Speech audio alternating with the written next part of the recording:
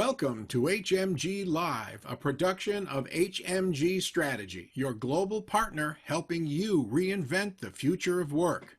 Home to the HMG Strategy Top Technology Executives to Watch Awards, and also offering the HMG Marketplace, a fast, easy, safe, and efficient way to connect with the right vendors for your technology needs. We can't be together at these events, right? But I think the next best thing is being able to connect through the marketplace. And now, a warm welcome to today's host, Lead Principal and CEO of HMG Strategy, Hunter Muller. Good afternoon and welcome to the 2020 Boston CIO Executive Leadership Summit. I'm Hunter Muller. My team and I are delighted to be here with you today. Excited. I think we really truly have a world-class agenda with thought leaders and practitioners from around the globe that are going to share their experience around leading in perhaps the most challenging business, technology, and economic environment in a lifetime. So learning from the past, the present to reshape the future of business. Looking forward to today's program. We could not do what we do at HMG Strategy without the support of great partners like Better Cloud, Okta, Sonatype, and Rimini Street. Thanks so much for your support. Please, when they reach out to you, reach back to them, set up a meeting and learn more about them. You might learn something more about the industry and what they're doing in terms of their unique, innovative services that they're offering.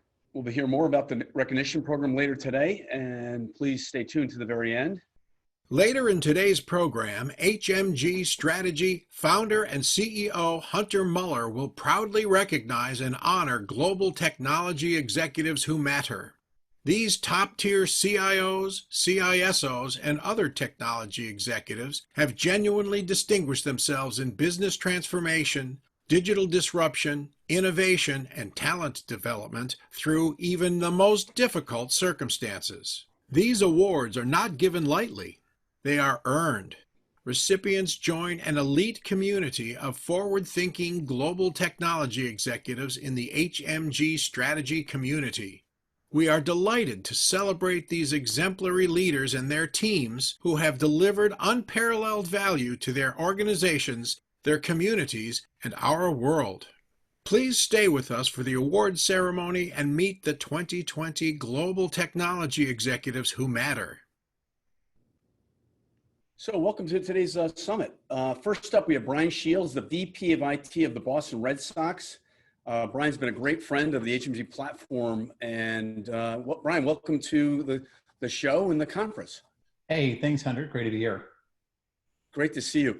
You know, so many of us really baseball fanatics want to have your job. I mean, give us just like a high level, you know, a day in the life when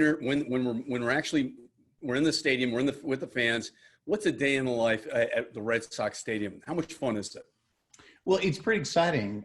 You know, as someone who grew up in the Boston area, it's particularly exciting. You know, I always wanted to play for the Red Sox. I thought I'd be on the field, however, but you know, being behind the scenes is working well as well. I mean, obviously, it's a very non-traditional year for all of us, and sports probably in particular in many ways. So it's, but it's a lot of fun. It's great. We've got the best fans in baseball, and you know, and I think we've, you know, I also think we've got the best technology team in professional sports. So it allows us to do some pretty amazing things. And we're really excited about sort of what it'll be when we kind of get fans kind of back in the stands another year from now. Awesome. You know, it's, when you think about it, leading a digital enterprise courageously, enabling strong growth, and in reinventing and inventing new business models and creating opportunities for growth in customer acquisition and just whole new business models. What is it like? How are you helping the franchise and the team reinvent in a very challenging environment, right? Yeah, absolutely. You know, I think it's, I mean, we made some big investments or prepared for some big investments at the end of last year. We moved to Google GCP as our, you know, to build out a new architecture for all of our data, to build really kind of a single view of the fan. That's no easy task to do, as most companies know, just trying to get that single view where we can then start to really understand fan behavior and be able to kind of complement fans and surround them with sort of the products and services that we think will sort of, you know, maximize their enjoyment of the game. So that we completed in mid-July of this year, or at least our first phase, and super happy about that. We also kicked off an initiative to move to Salesforce across the board. and that's also implemented mid-July. So that was another big success. But a lot of it's really also for us, it's sort of, it's preparing the infrastructure for long-term success. I think we've done a lot of things like many companies that we, over the time, organically, we kind of build solutions, we kind of tied them together, we made them functional, but we didn't always make them efficient. And we've really been kind of using this time to really kind of build a bit more of a roadmap for long-term success. And so I think we've put a lot of the underpinnings in place, especially on the digital side in preparation for next year, full digital ticketing, moving to closer to a more cashless type environment, being able to kind of safeguard fans, which I think is first and foremost, to feel comfortable about returning. And so there's a lot of things that we've done, augmented reality, mobile opportunities, things like that I think are really going to be extremely helpful long-term for fans and kind of making it exciting to both, watch games from home as well as kind of be in the stadium. When you think about it, Brian, I mean, I can't think of a more loyal fan base than you probably have up in New England, right? Really, just really passionate, crazy fans that love the Red Sox, right? And to that end, when you look at the companies that are winning now are the companies that have a platform and ecosystem and tie that whole journey together. Are you thinking through that whole customer journey and how you might get more stickiness with them year round? Yeah, absolutely. I mean, we have a very close relationship with MLB. One comment I should make, Hunter, is Mark Polanski might disagree with you on that last point about loyalty, but we'll skip over that. He's obviously wrong. But we've always kind of had a great relationship with our fans and very loyal fan base, as you mentioned. But I think now, especially with COVID, I think we all kind of recognize that, fans returning to all ballparks or all professional sports, it's going to be a bit of a kind of crawl, walk, run model. And so we're all kind of in uncharted territory. So I think understanding the fans more now than any other time in our history will become incredibly important. So a lot of these things that we're trying to do, to kind of build a closer relationship. And these were kind of going on, frankly, before COVID, but I think COVID kind of brings a whole new kind of emphasis to ensuring that you're really kind of touching folks. It's no longer, it's baseball season and then somehow in the middle of the winter, someone tells you that pitchers and catchers are reporting to Florida or something, so it's a much more holistic experience, and we're partnering with MLB to kind of close the gap there a little bit and create a little bit much more of a personal experience, if you will, kind of going forward. Any kind of tips or ideas on what that'll look like? Yeah, I mean, even like, I think in our own world here, I mean, like, they're expanding we have a single app that we use across baseball, a mobile app, called Ballpark app. That's been broadened quite a bit. There's a lot of more integration now into social media. We're embedding things like chatbots that allow both our employees to kind of access all the kinds of questions that fans ask, things like that. We're really trying to make a much more seamless experience, both internally as well, so that we can sort of service fans in a much more efficient manner. We've broadened sort of our digital corporate portals and things where, we're starting to add something now where like a little gaming app where we can sort of teach the business of baseball to our employees, maybe create a little bit more empathy across departments and things so that people kind of start to learn more about sort of the business, if you will. And really kind of use it as an opportunity to kind of create a tighter, closer relationship with fans ultimately. When you think of your leadership style, how would you characterize your leadership style over the past few years and most recently in the past 6 months? Yeah, well, I'll break those in two different ones because I think historically, I think it was probably more of like, surround yourself with great people. I mean, we've got a great nucleus of exceptionally talented technology business folks. And around that, we have a very close ecosystem of partners. And, it's a little bit like sometimes I equate it to sometimes building baseball franchise. You sort of have those, hopefully you've got a couple Hall of Famers almost on your staff. You've got some all-stars, some, maybe everyday player type of things, and you've got a farm system. And, we have a very, sort of wide farm system where we kind of tap into a lot of young talent, both locally as well as kind of nationally and things, give them projects, grow our business, come up with new ideas, as well as some really talented nucleus of folks that are as good as any I've worked with in my career. So it allows us to really kind of, get out of the way, give them great challenges and sort of, eliminate sort of impediments to their productivity, I think is sort of how I would characterize it. I think COVID, put a bit of a higher premium on sort of the fan side, making sure that everything that we're doing is in preparation for a long-term, even more impactful relationship with fans. Brian, it seems to me like in business and life, it's about building a team with a focus and a passion and commitment towards one goal, or, towards, multiple points, but one performance, one ideal goal. And being so close to a world-class baseball franchise must be fun to watch every season as teams come together, when they take off or when they kind of, don't quite get there. What have you learned about teamwork and about building a team and watching so closely a world-class franchise like the Red Sox? Sure. It's a great question, because I think, for all of us as technologists who are listening today, I didn't always think this way. When I first went to the Weather Channel, many years ago, I remember talking to someone who had been there for about 5 years, and I said something like, what do you like about your job? And I'll never forget that. She said, I save lives. And it was sort of humbling, because you kind of realize that there's sort of, if you can kind of marry your passion for your job with, a passion for sort of touching the lives of others, whether it's saving lives with weather or it's helping to win a World Series, it's it kind of touches a raw nerve. And I think that really every company needs to kind of, sort of find that nerve, if you will, of why people, come to work there. It's much more than just trying to be the best technologist you can and being able to kind of, impact the successfulness of your business. And so I think that's kind of, first and foremost, I think we try to tap into that.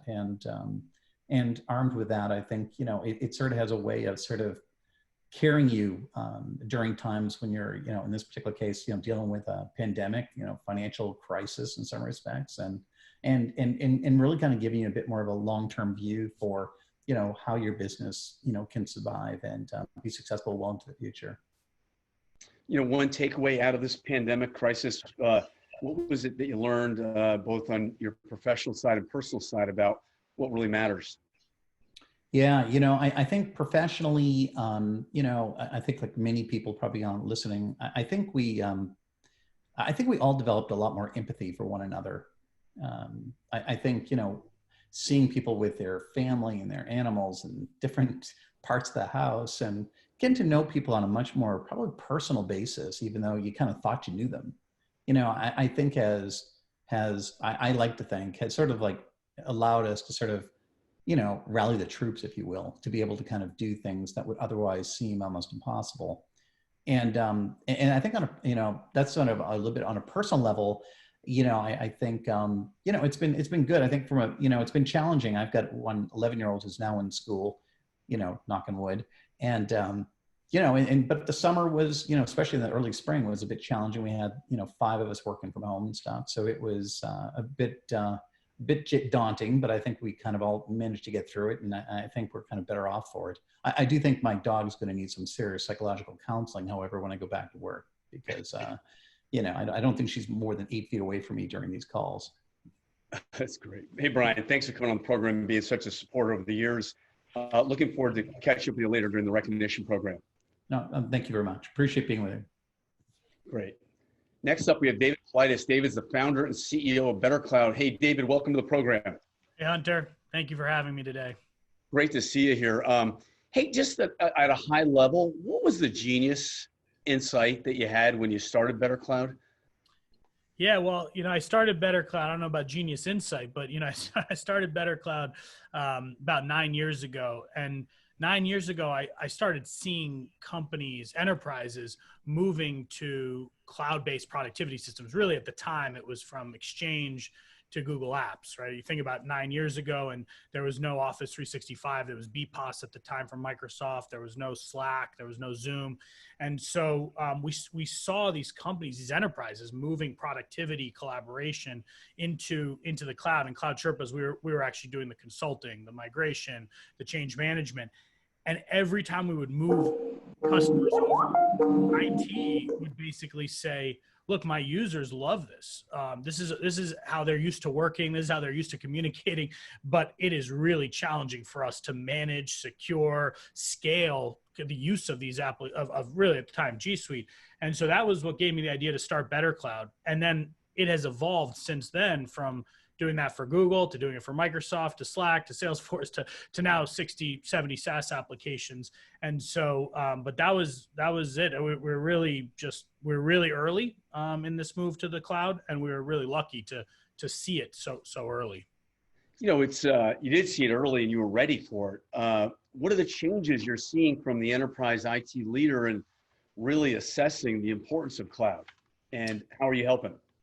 Well, I mean, the last 6 months has been, as we're going to hear a lot, I think today, the last 6 months has been, it's been crazy. You know, I mean, to see this shift, all the digital transformation projects, everything that people had on their schedule, everything got accelerated, you know, from a 3-year plan to a 3-day plan.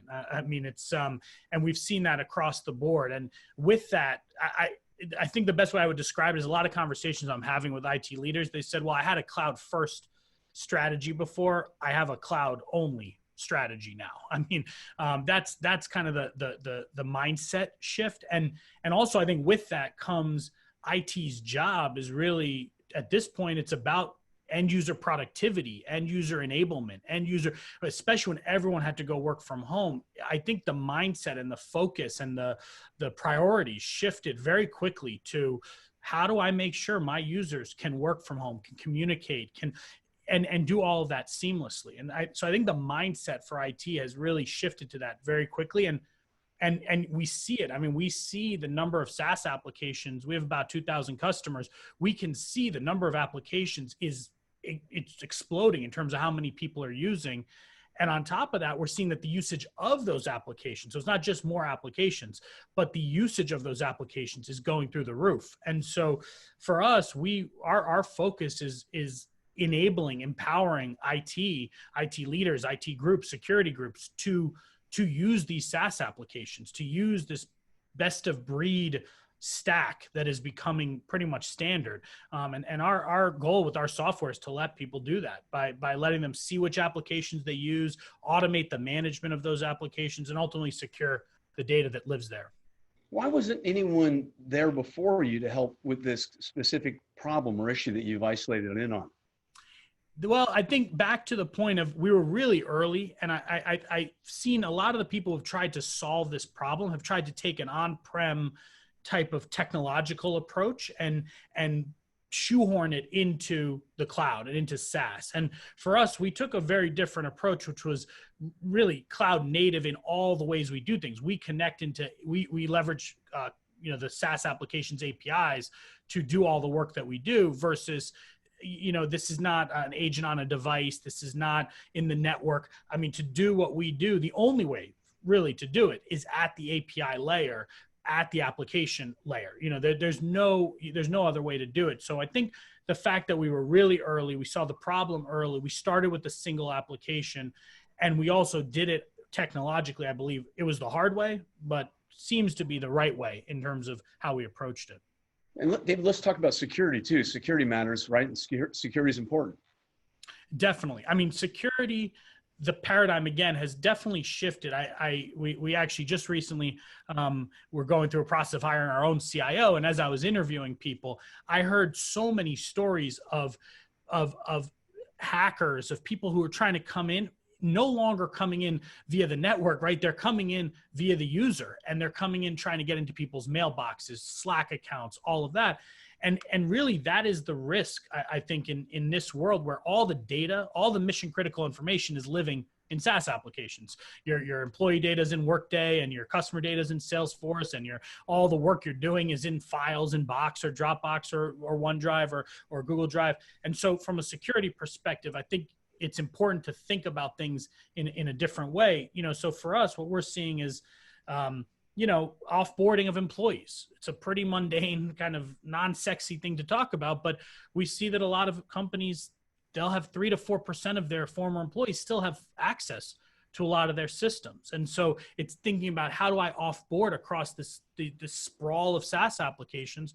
That's important. How do I make sure that I enable people to use file sharing, which is why you move to the cloud, and we all love that. How do you enable that while at the same time making sure that people aren't exposing credit card information or whatever sensitive information in there, or sharing it with their personal Gmail accounts? How do you give people control over their Slack channels, but not allow them to add someone as a multi-channel guest to all the Slack channels who can read anything that's happening in the company? So there's just a completely new paradigm as it relates to security. And it's a lot more around the insider threats, and it's a lot more around what the users, because we're giving them so much more power, which I love, and I think is changing how people work. On the flip side, comes with that a lot of different new risks. So, David, you're they're based right in New York City. Do you have an angle on SaaS ops and why that matters now in this whole movement? Definitely. I mean, so SaaS ops, obviously very, very dear to me. SaaS ops, for those who have never heard of SaaS ops before, it's similar to DevOps. If you think about DevOps and you think about the rise of DevOps, it started in 2009, 3 years after AWS was launched. And SaaS ops is essentially the same thing, except for instead of the back-end infrastructure and technology, it's for the front-end technology that end users are using to do their work every day. And so it's this new practice. How do you know which applications how do you integrate those applications? How do you set up your help desk to support employees with those applications? How do you secure the data there? So it's all that. It's really very similar to DevOps, but for the front end technologies that your employees are using. And this is, we've seen in the last couple of years, no one had the title SaaS Ops on LinkedIn, or there was no job description with SaaS Ops. There's thousands of people now who have that title, job postings going up. So it feels like, especially with what has happened in the last 6 months, that's going to accelerate this SaaS Ops movement. David, how can people get in touch with you? Best way, you can always email me directly. I love talking to customers, especially told Hunter for this group and for CIOs. You can always email me at david@bettercloud.com. You can also just go to our website and submit a form there. Someone will get in touch with you right away. But I'm always happy to talk, and I could talk about this for hours. Hunter always has to, remind me that we only have 10 minutes. So, but I could talk about this topic forever. Thanks, David. One last question here. What did you learn professionally in this crisis over the last 6 months that you'd like to share with the audience? For me, I think similar to what Brian said about empathy, and, I think honestly, for me, what we've done at Better Cloud over the last 6 months, we communicate a lot more as a company, and we're trying to be that area of certainty in people's life, and all the uncertainty is just really over communicating. We have gone from doing all hands meetings once a month that were 90 minutes. We do them twice a week for over 300 people, Mondays and Thursdays for 30 minutes.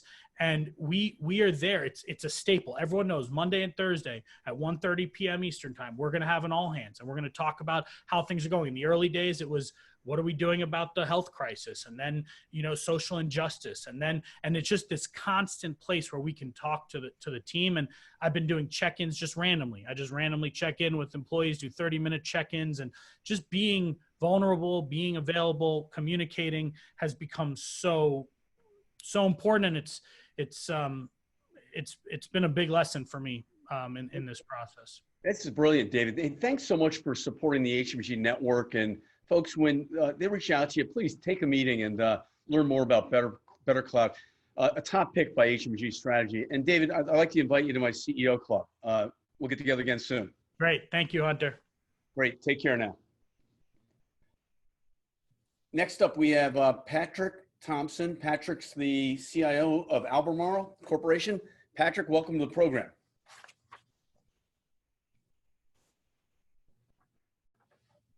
Hey, Hunter, how are you today? I'm great. Good to see you. Good. So let's talk about enterprise transformation, right? You've been at it for decades.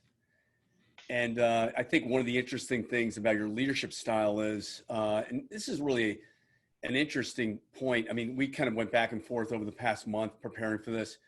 There's an interesting stat when people talk about their success, right, in business and in technology as a CIO. In my opinion, real top leaders, CIOs, kind of measure their success by how many other leaders they've made over the years, right?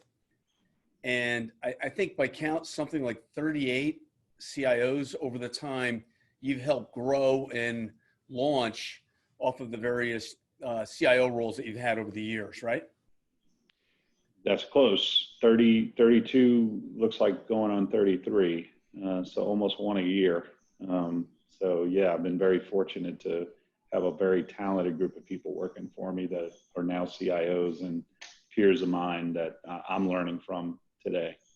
So tell me, what is it about your leadership style that you help grow people and make them successful? What's your whole philosophy on leadership today in these interesting times?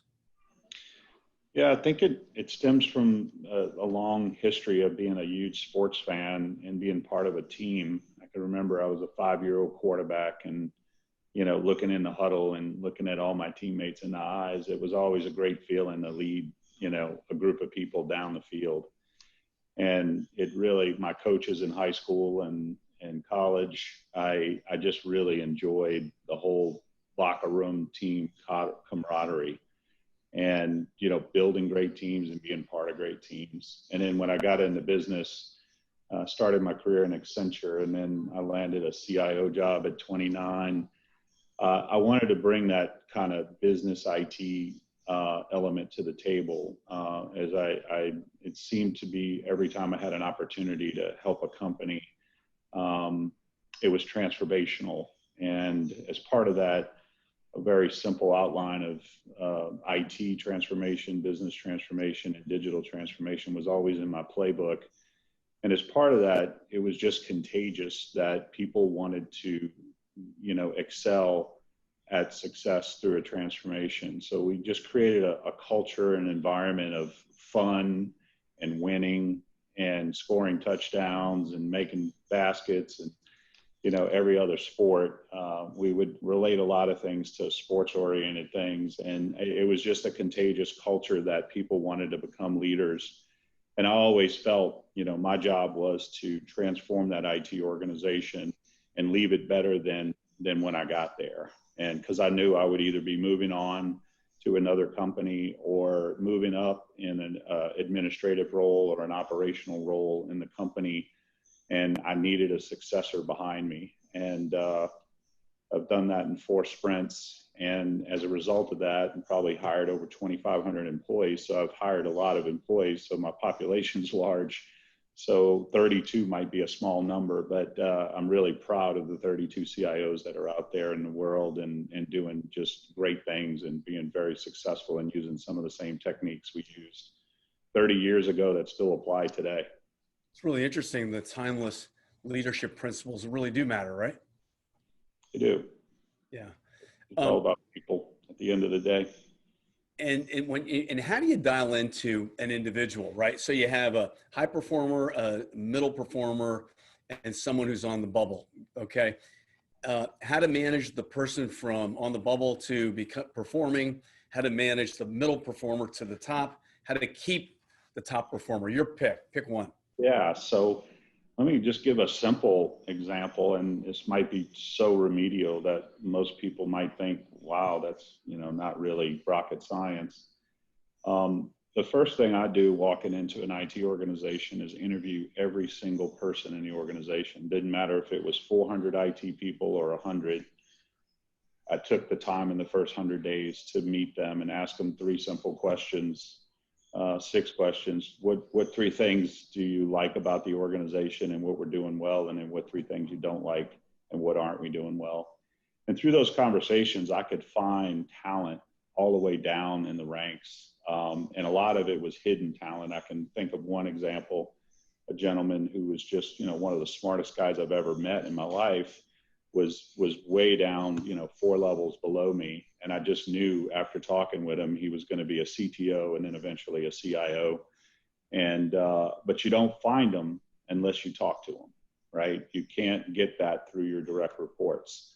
And then everybody that comes in the organization as a CIO, I interview. I know that might sound bureaucratic, but I want to know who's joining my team. And I want to know what kind of capacity or what's their lid, where they're trying to go. And I want to know everybody on my team. So if you're, selecting a football team and you were drafting it, I'm sure the coach would know every player on the team. It's just crazy to think that you would not, want to know every person on your team, and you should take the time to do that. Well stated. I love it. When you think of technologies now that really matter in this work from home distributed environment, what were the top one, two, or three technologies you couldn't have done without in this time in this crisis?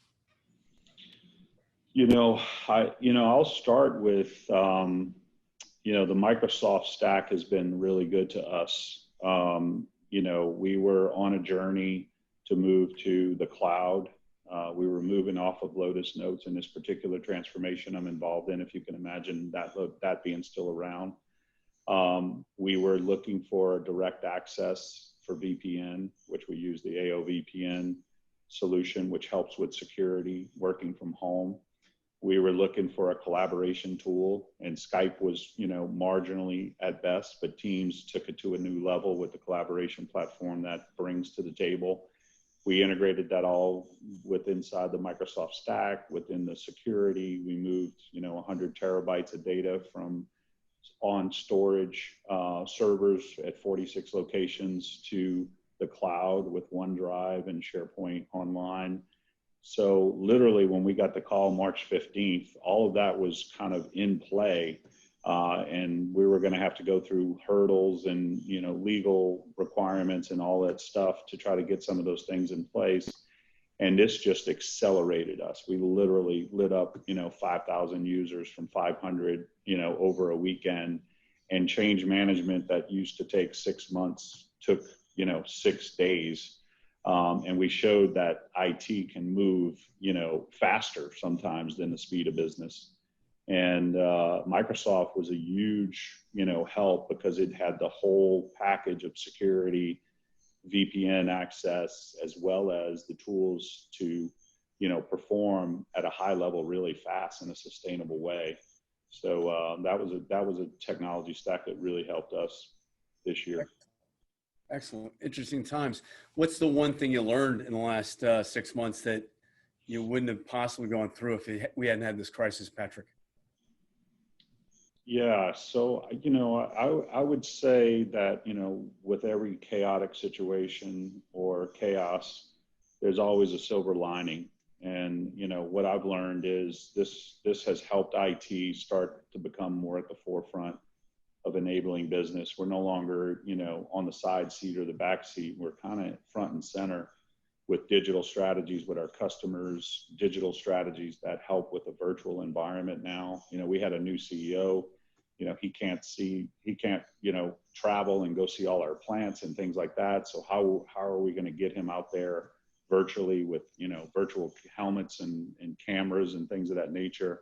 And then I just think culturally, there's been a big change.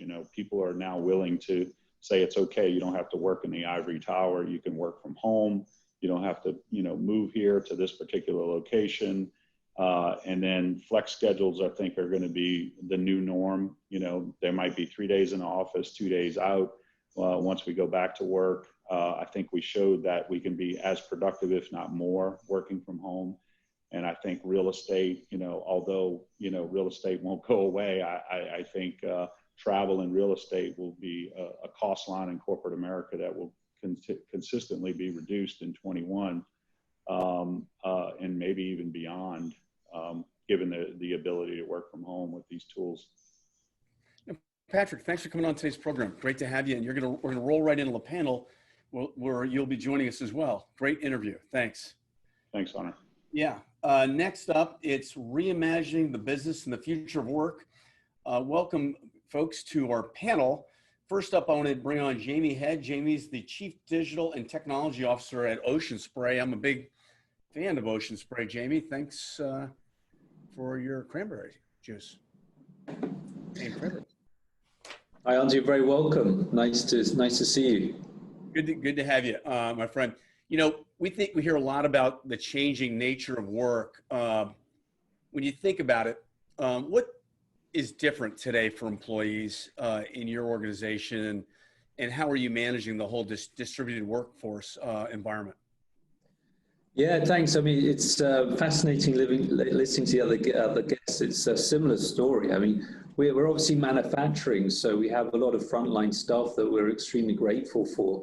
And I think for that is how do we accelerate some of the technology to increase the safety of them during the time. So think about like facial recognition, clock-ins and apps for check-ins and all that sort of stuff happen extremely quickly in a short space of time, which might have taken us a few years to do, if anything, but to increase that experience. So there's quite a lot we did on the manufacturing side. And then the other side of it is really how do we look at all of our sort of ways of working in corporate world and where are all our decisions being made and how can we get more effective and efficient in managing all of our decision-making meetings. And because what we saw was a whole spike, like everybody saw them, the calendar just filling up with all these back-to-back meetings that can never get anything done. So it took us time to say, okay, where are our decision-making processes and how do we consolidate them down to simplify that to give the company and employees breathing room to do their work. So we did quite a few changes on the process side versus the technology side as well. Excellent. And yet, Jamie, when you look at your title, digital, what's different about digital when you blend it with the technology side, that focus of the digital piece? Yeah, I think I actually hate the term digital, as I think many people do, but there was a point to distinguish for us at the time, how do we get ahead of the consumer when they shifted to different channels, they're operating differently online, we need to attract a different generation to our product, which is an awesome product, but it has a generational gap. So the word digital there, when we first created the role was how do you get ahead of that with marketing technology and use the data to get personal and track the right consumers and target them in the right ways. And I think now, even it's just gone so quickly, but in 2-year mark, it's okay, how do we use technology to help us on the supply side of the business? So how do you use AI and machine learning to be more predictive across our supply chain? How do we make sure we get the right products to the right places which are most profitable for us when we have heightened production runs that can only produce so much? And there's also things like receiving stations of crop. How do we use things like vision learning to understand the quality of our crop? So there's so many things that it can be applied to, but essentially it all blurs into CTO type of role. How is technology driving the business forward, which is a great place to be at the moment. Now, how would you characterize Ocean Spray? Is it a co-op? What's the technical structure? Yeah, we are a co-op. So we've got 700 and so farmer families that operate mainly in North America and Chile. We have a normal Delaware type of board. So we have our representative board of 16 or so farmers who represent their regions. But yeah, we're in it for the farmers, and the more we can grow our business, the more they can get paid on their side. Exciting and challenging for you to manage an organization in this kind of federated model? Yeah, it's super exciting. I mean, I came from GSK, public. I came from Mars, which is private, but it's more that feel-good factor, right? You're in a vertically integrated business where you can see where your product came from, and whatever you're doing, you're doing it with your farmers in mind. And I don't know if you read the news about the health and the economics of farmers these days, they need as much lift as they can to give us the food on our tables. So it really does have that really values-based principles of having good community behind you, doing it for local communities, which Ocean Spray stands for. So it's a really good place to be from that spot. Hey, Jamie, I want to thank you. Thanks for coming on the program today. Again, I'm a fan. I love my cranberry juice, Ocean Spray, as well as my cranberries on my cereal every morning. Thank you. Good man. Thank you. Stay with us here, Jamie. All right. Next up, we have Pat Phelan. Pat's the VP of Market Research and a real thought leader in industry from Rimini Street. Pat, welcome to the program.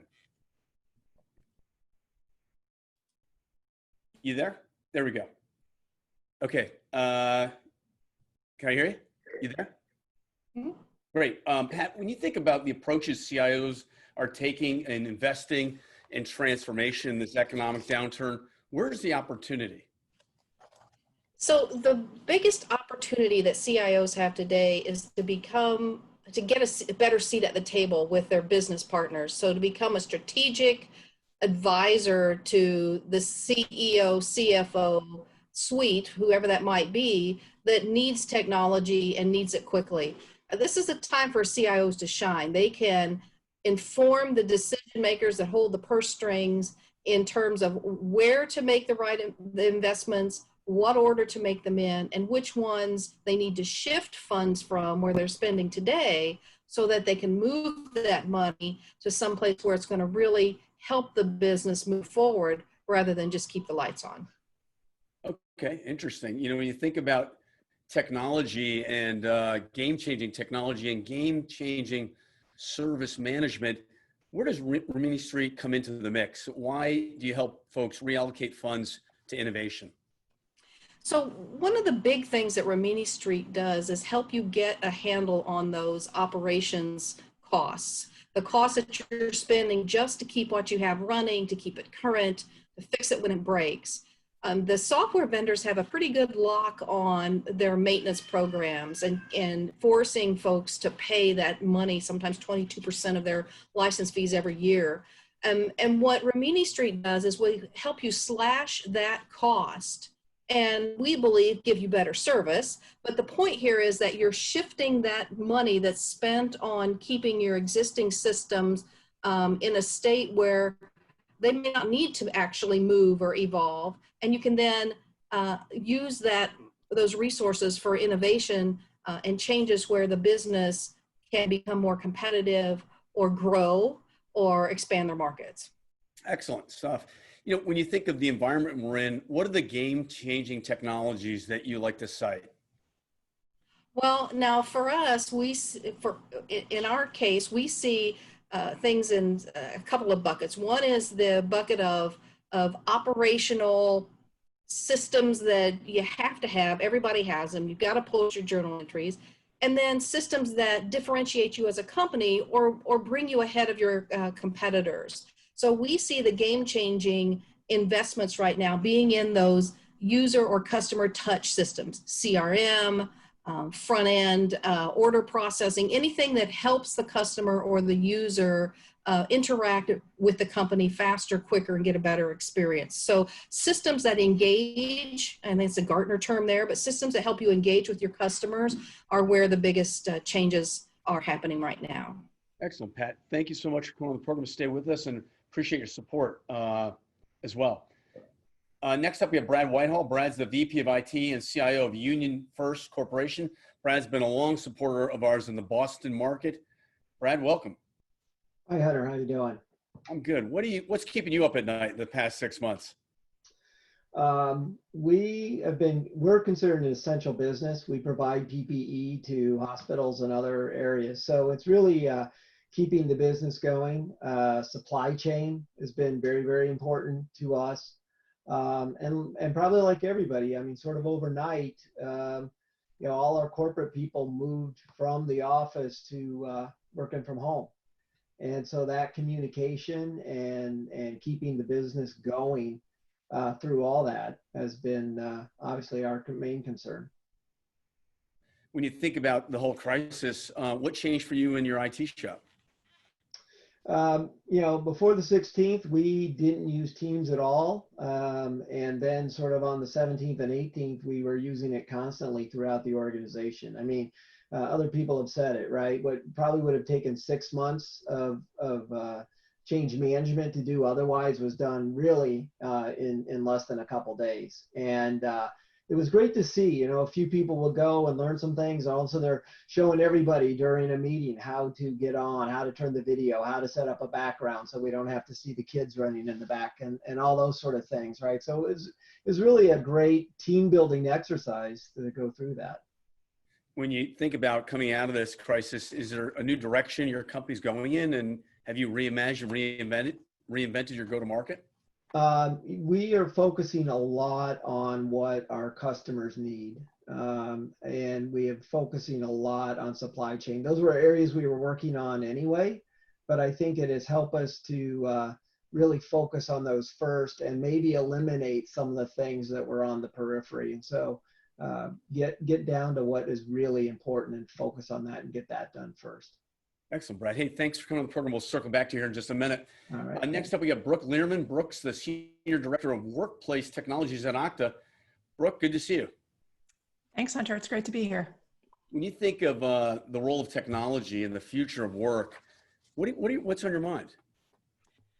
I will say this is such an exciting time for technology. There are new and challenging problems to solve and tremendous opportunities to innovate and use technology in new ways.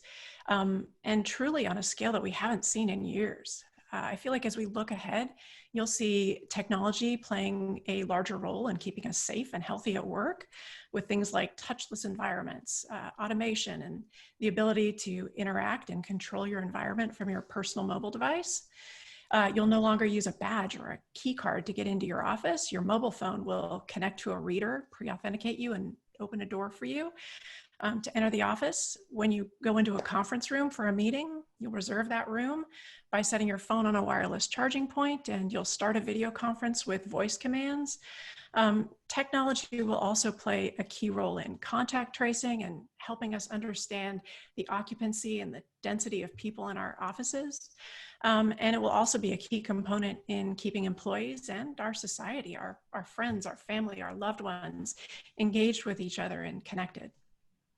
And Brooke, I really like the way you framed that up. That's awesome. And when you think about the future of work, is the hybrid model here forever?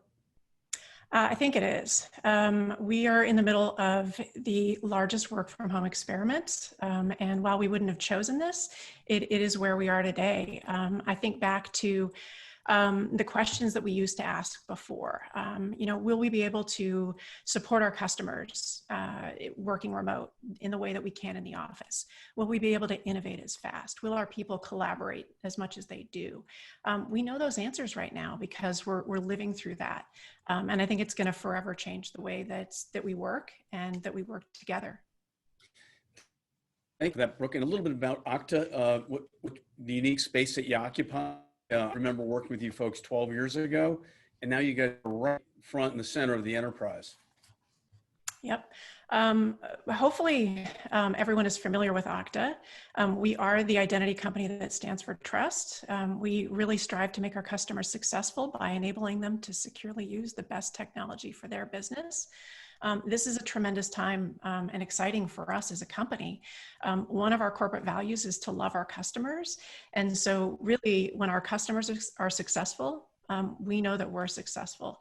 And as everyone has needed to make this shift and this change towards remote work, it's been a big opportunity for us to really lean in and help our customers be successful, accelerate the move to cloud, if that was their strategy before, adopt a zero trust model. I think David mentioned before that many people have had previously a cloud first strategy, but now really it's a cloud only strategy. I love that. And I think that is so much of what we're talking to customers about these days. Excellent. Thanks for coming on the program and thank you for your support. Back over to Patrick. Hey, Patrick, when you think about the future, what does the new norm look like to you on a global level, 2021 and beyond? Yeah, I think most of my colleagues on the phone kind of outlined it. I do think we're headed into a hybrid model. I think work from home is here to stay, and there will be a percentage for sure that'll work from home. I think corporate travel probably will change. You can't get away from the customer travel, but administrative departments have proven that they can work from home very efficiently without, engaging face to face. So, the dichotomy of, travel expenses split between customer facing and corporate overhead probably will be challenged moving forward. I think that's a new norm. I think, facilities, leveraging working from home and allowing people to work from home, and hiring practices will no longer be a barrier of outside of the state or the city you live in. I think more remote workers and a larger pool will be more open from that perspective. And I do think we, realize the digital world is, definitely an accelerator to business enablement. And I think those tools that have been cautiously looked at or, overanalyzed, I think we realized through this pandemic that digital is the way to do business. And, those things that were barriers from a legal compliance and some of the things that prevented us from doing digital things are being removed to catch up with what those technologies can do for us. Excellent. Thanks, Patrick. Love it. Back to Jamie. Jamie, when you think about being a tech leader now, probably several decades into it, best time ever to be in tech? Best time ever to be a tech leader? Yeah, it's such an awesome opportunity, isn't it? So it's certainly front and center in the boardrooms. It has been for a while on the security point of view for a long time. But when we think about modern workplace, how we operate, how we work, businesses are run from technology, and it is front and center. And I just love seeing that partnership actually between IT and HR, and it's so sort of intertwined now. Of what culture do you want to be, and how does it change, and how does it grow, and technology and HR are sort of working it out together, which is fantastic collaboration. So yeah, super exciting time to be in technology, as it takes more of a front line with the business leaders. Excellent. And as a follow-on to that, I like what Patrick had to say about teams and winning. Leading a winning team, winning kind of matters. I mean, we all have kids probably, or have friends that have kids, and there's an inclusion movement that's been going on in this country for 10, 20, 30 years, decades. But winning matters, right? And winning in business matters. We know that. If you don't win business, you literally might be second or third, or you're done. What would you say, Jamie, about winning now and why it matters, and why digital is the way to help you get there? Yeah, there's so many facets to winning, right? And I think first of all, say, well, what are you trying to win, and what are you trying to get to? So sometimes people say, I don't want to be number one. I'm happy being number two, and that's where I want to be. That's my sweet spot. But the other side of it is, you have to fail, and you have to do that. And I think the people who are failing quicker and often and learning from it are the ones who are going to show that grit that we need in people to really get us through it. Because what we're seeing now, and in order to win, in inverted commas, you have to do a lot at a faster speed, and the people that can learn as fast as possible are going to be the eventual winners. And I think that's the important sort of build on what Patrick was saying, and on how we actually get there, and building the right talent and people that can do that and be okay with it is one of the main things, and give them that safety net to do it in. Excellent. Really well said, Jamie. Thanks. Appreciate it. Hey, Pat, over to you. Building on that same idea, I know you guys really help offload some of the heavy costs from legacy ERP providers, and help CIOs resource those funds to more innovation, more front end, more customer-facing ideas. And thinking about digital and winning, why is that a winning strategy, a winning approach? Well, stay tuned for some research to come out about this, and we're talking about this concept of moving from, we'll say, your non-cloud environments to your cloud environments. One of the things that we're seeing is that doesn't happen overnight. So this hybrid mix of non-cloud solutions and cloud solutions is going to be around for a while. I mean, most companies can't turn that switch and be automatically 100% cloud overnight. Many companies may never be all the way there. So what Rimini Street does is we step in and help you build that, we'll call it your agile, if you want to think of it, anchor point, so that you can, it helps make you more flexible so that you can invest in the cloud where you need to, and then retain and nurture what doesn't actually have to be in the cloud. So in sense of the best of both worlds, there's the ability to use what you've already invested in, squeeze the maximum value out of that, and then it positions organizations to more rapidly and quickly move into the cloud where they need to. Okay, great. And then you're seeing CIOs doing this on scale. Any kind of really interesting insights that you can share with the with the summit here today? Well, being successful at it is not necessarily organic. You do have to plan for it. And so what we're finding is that I think someone had mentioned security is a big thing you have to pay attention to. Integration rears its ugly head again. Seamlessness is not automatic. So you have to pay attention to that. And so there are skill sets and procedural, if you will, framework sort of challenges that come up as you're trying to go through this transformational journey. So to be successful with it, look at your structure, your infrastructure, and I don't mean your IT as a service sort of infrastructure, but the framework that helps you operate and manage in this kind of environment. And you may have to rethink how you make decisions about what goes into the cloud, how you make decisions about break fix, all of that that's IT service oriented will need to be looked at to make sure that you can be successful with the model that's going to be this we call this hybrid world for the next several years. Hey, Pat, thanks for coming on the program. And please, folks, reach out to Rimini Street when they reach to you.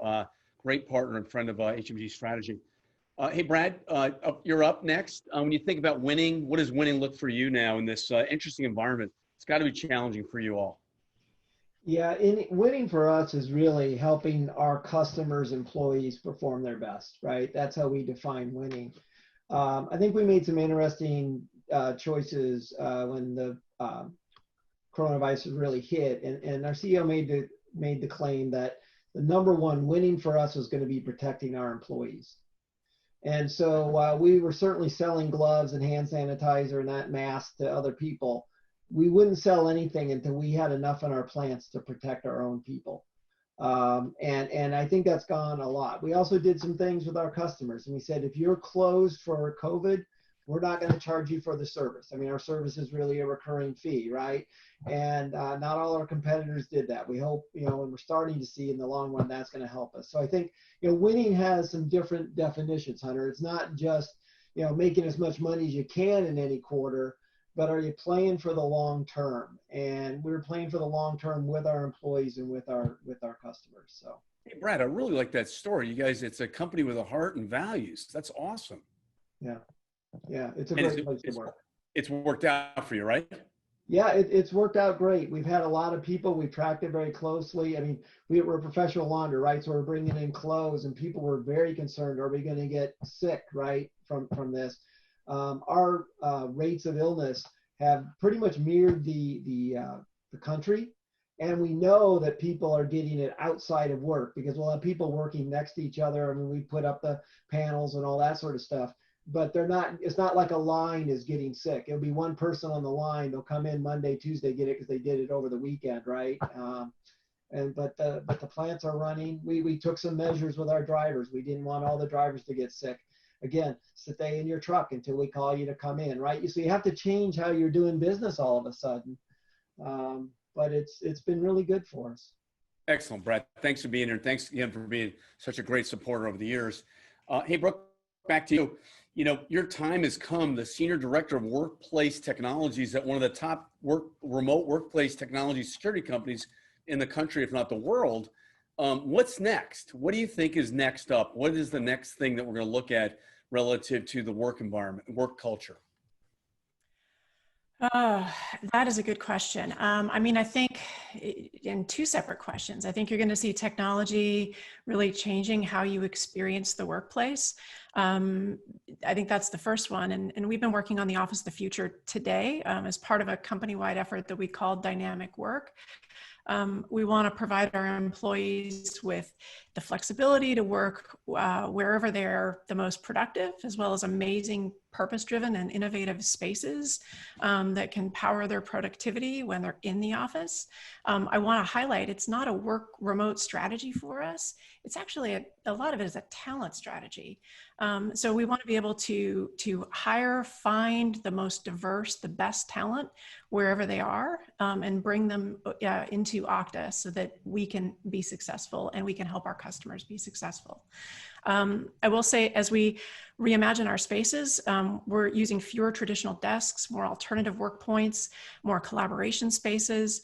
We're thinking about things like convenience power throughout the spaces, wireless charging points, retractable cords in conference rooms, everything designed to keep devices powered on the go. We're looking at and installing smart lockers to provide employees with convenient storage for their belongings, always thinking about the experience and simplicity. So no longer do you need to remember a combination to access your lock. You simply tap your badge or use an app on your phone and your locker opens right up. And we're really looking to bring some of the most common needs together into an experience app for our workplace, wherever that workplace is, but just to help employees do things like find and book a conference room or a desk simply, an easy way to report problems or reach out for help, find a great place for lunch, assuming you are back in the office, or tune into one of the many virtual events that we have each week. Those are all things that we're thinking about, but I love that you talked about culture, because I feel like culture is key. That's one of the big things that we need to be thinking about as leaders in this time, is how do we make sure that the culture that we've all worked so hard to build within our companies not only continues, but continues to thrive. I think that's one of the biggest things. Yeah, it really is all about people, right? It is. Yeah, we sometimes get that as technologists. Brooke, thanks for coming on the program. Folks, when Okta reaches out to you, please take their call to support the HMG Networker Summit. And Okta, I think they're a very cool company. Appreciate it, Brooke. Hey, Patrick, final word. When you think about this crisis, never let a crisis go to waste. What have you been able to do in this crisis, and how's it impacted your culture? Yeah, I love Brad's story about people and his CEO holding on to the people. Don't let this pandemic define you. Let's use it as an opportunity. Most of the companies that will come out on the end of this should be better and stronger. And protecting our people and not letting the pandemic impact our people is something that, culturally we, definitely had before COVID. And we even have it more now. Very similar story to Brad, that our people matter the most. That's what made our great company what it is today. And that's what it'll make it a greater company going forward. So I think that leads every effort, is protecting our people and not letting COVID create furloughs or layoffs and things of that nature, by keeping them productive and delivering on the results we promised the street, so that we don't have to have right sizing and reduced workforce and things of that nature. And I think the strong companies that embrace that focus will come out stronger, and the weak ones won't. And there'll be less competition down the road. But I think the focus needs to be on people and the culture. Love it. Patrick, thanks so much for coming on the program today. Pat, great job. Brad, Brooke, really, really appreciate it. Excellent panel session, folks. Jamie, you as well. Stay with us to the end of the program. We have a couple more panels here, and then the final recognition program at the very end. Thanks, Henry. Next up, Thank you. Next up, we have Maury Cupitt. Maury is the VP of Solutions Architect at Sonatype. Maury, welcome to the program. Hey, nice to be here. Thanks for having me. Good to see you. Hey, you get the best haircut award in COVID-19, I think. You must have some kind of a great situation going on there. No, just in North Carolina, we have the ability to go to our salons, and my hair grows really fast. I shouldn't complain. It's gray. I love it, but I have it. So obviously, I shouldn't have brought it up given my situation. So I'm just kidding. It actually comes up all the time. It's one of the things at work. I don't know why. Oh, it's interesting. Okay, that's not that unusual. Great. Well, look. Hey, what is unusual and unique about Sonatype?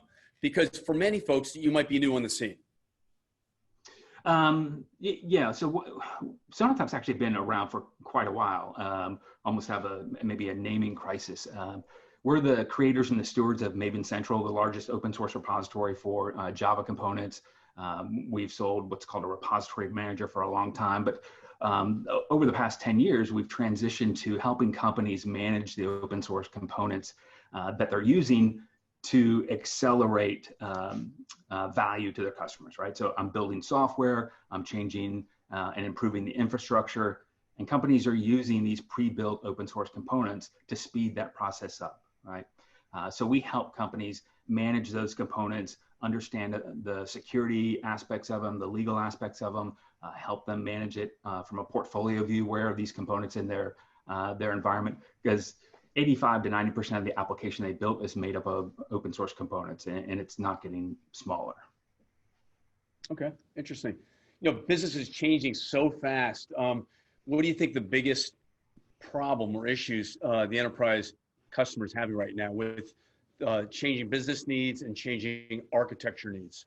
Yeah, the business needs not changing, right? Which is, if I were to oversimplify, I have to deliver value to my customers, right? I still have to deliver features. I still have to deliver fixes, patches, right? I still have to deliver more. And a lot of my customers are having to do it with less, right? Whether it's less employees or less people on site or working. So the stress around it is really the infrastructures that are in place. And I loved both Brian and David mentioned that need to build and work on the infrastructure. The thing that hasn't changed is I have to deliver value, but the thing that has changed is I may not have the infrastructure in place to actually support that with the fewer resources that I have now. Okay, gotcha. And when you think about moving faster, as everyone wants speed, right? Everyone wants speed and innovate. Why do you need to slow down sometimes? Yeah, when I was asked to come up with a title for this, working title, slow down and automate to speed up. It's, we're helping companies accelerate their software delivery, yet we get to a point where as I said, the infrastructure can't support some of the automation that needs to be in place to do this. And it's simple. I don't want to call it simple automation, but it's the infrastructure and the technologies that have been there for a long time. One example is LDAP, right? So having customers understand and maybe slow down so that we can fix the infrastructure, so that we can automate better, so that we can provide more secure software, right? So you have all of these layers that depend on each other and depend on the infrastructure. Before this crisis, we've been moving faster and faster and faster and throwing people at the problem in some cases. And again, it's just compounded the problem now that we're in a place where we're having to do less with more. We still have kind of that fast, big infrastructure in place that really isn't helping us automate. So when you think about it, what would probably be an example of a process that can benefit from slowing down to optimize optimization? Yeah, the one that we see specifically because I'm selling software and I'm trying to have teams build better software, more secure software, there's an onboarding component. And a lot of times these onboarding components for new softwares, new processes is one of those metrics that people that are looking at the digital transformation from an enterprise level really care about, right? So a lot of eyes are on the onboarding.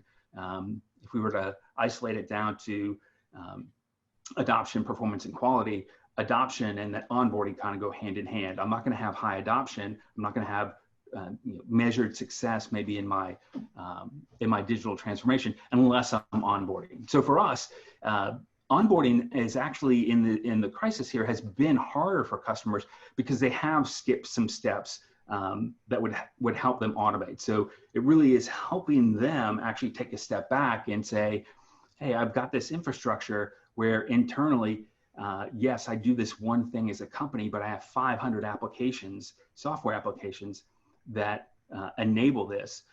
But how do I provide security to that? How do I provide the access rights to the reporting? How do I provide the rights to let them execute a security scan, for example? And this is where on the onboarding side, things like Active Directory and LDAP really haven't caught up. And now is the time. I mean, you just said it, don't let a crisis go by. This is where we need to say, okay, I have these tools that are in place. I have the infrastructure in place. Let me fix the things that I've really considered technical debt to this point. and have that allow me to automate in the future. Brian mentioned, building on that infrastructure, fixing some of the things that they probably wanted to fix for a long time, but now they're looking forward, they're looking at that next season. A lot of enterprise customers are still having to develop, again, value and continue to look for the future and how we're going to handle the growth as it comes back online as well. What would you say the one lesson you all at Sonatype have learned in this challenging 6 months relative to your the enterprise, the intersection of business value, innovation, disruption, and how Sonatype helps that aspect? We've all, I think for me, listening to the panels and listening to the speakers today, you have this sense of the positivity, and we've talked about security, and we've talked about how well we've been able to go remote. But I'm still struggling day to day with the adversaries to that, right? The evil part of that, the people pushing back, the people that are attacking my software. So it's this need to actually help customers continue to understand that the things that they build and the things that they need to build to continue to grow as a company are being attacked, right? And yes, I'm saying slow down, but slow down so I can actually combat the adversaries in this. So when we look at our State of the Software Supply Chain report that we just released, the adversaries, it's a constant attack, right? The cybercrime is bigger than the drug trade. So for me, it's that struggle to balance the onboarding, the positiveness of it, and realizing we're still being attacked, we're still being forced to protect ourselves, and maybe that slows us down, and that's in a case I can't do that. So my job is to come in and say, how do we continue to build software better, right? How do I give my customers the data around components, the visibility into what the adversaries are doing, right, to help them build better software, right? So I love the positiveness to this, and that's kind of what we need every day. But it's that conscious reminder that the bad guys are still out there. They're still attacking our infrastructure. They're attacking our external systems. They're attacking the cloud that we are quickly deploying to. Hey, Maury, thanks for coming on the program, and thanks for Sonatype supporting us. And folks, when Sonatype reaches out to you, take the meeting. Really, it would help support HMG. And I think you'll learn something really interesting. Maury, great job. And again, great to see you. Thank you, guys. Take care now. Next up, we have a signature panel, the Industry Search Executive Update. Renee Arrington, our friend and President and COO of Pearson Partners International. I believe, Renee, you're out of Dallas today. Mark Polanski, David Morris, and Sean McCourt. Renee, take it away. Great, Hunter, thank you. And hello, everyone. And thank you again for having us be part of this outstanding summit, Hunter. I know we all appreciate the opportunity to share our thoughts. As Hunter said, I'm Renee Arrington with Pearson Partners, and I am coming to you from Dallas today. We have a great panel. With me are Sean McCourt. He is Managing Director of Longford Company. David Morse, who is founder, chairman, and CEO of Hyper Solutions, and Mark Polanski, senior partner for the technology officers practice at Korn Ferry. So gentlemen, welcome. Happy to be here. Yeah, good to see you all. This is really a great topic, and so I want to dive in and make our discussion interactive. I know we have a little bit of a short window. And Mark, I appreciate that you have a hard stop and you may have to leave us before the discussion is finished today. So I want to start with you. Gosh, 2020 has been just one of those years for the record books. And I know as a fellow search professional, we're all finding new ways to think about work and new ways to think about clients and candidates. What's up in your world in terms of assessing your candidates or scouting out a client's culture? What approach are you taking today, or questions are you asking that may be different from last year, Mark? Well, thanks for the question, Renee, and it's great to be here with everyone. And thanks to the HMG team for putting this together. I would say the one single most significant difference is asking questions about performance during the pandemic. my meme for this is the old "Daddy, what did you do during the war?" I'm asking people, what did they do during the pandemic?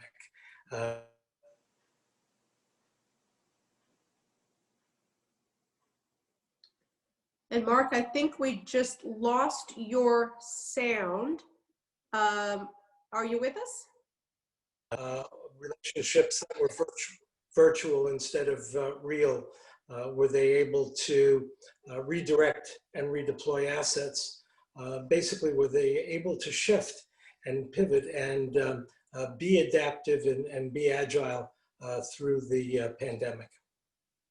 I'd be curious, Mark, to kind of pull on that thread a bit. What have been some of the most either interesting or surprising or unexpected answers you've heard to some of those questions? You know, the answers have been consistently, we moved from work at the office to work at home in 3 days, 5 days, 1 day, 6 days, and thought it would take us a year or 18 months.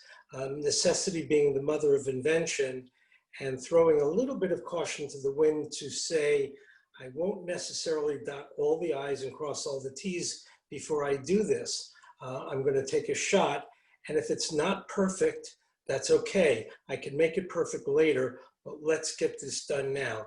Let's get people working remotely. Let's get them the tools that they need, and let's experiment with staying in touch, both as a group and individually. That's great, Mark. And I'm hearing much the same in my search practice too, but I appreciate that. I want to build on that. And Sean, I'd like to come over to you and really think about some of the things Mark said and what you're seeing in your business.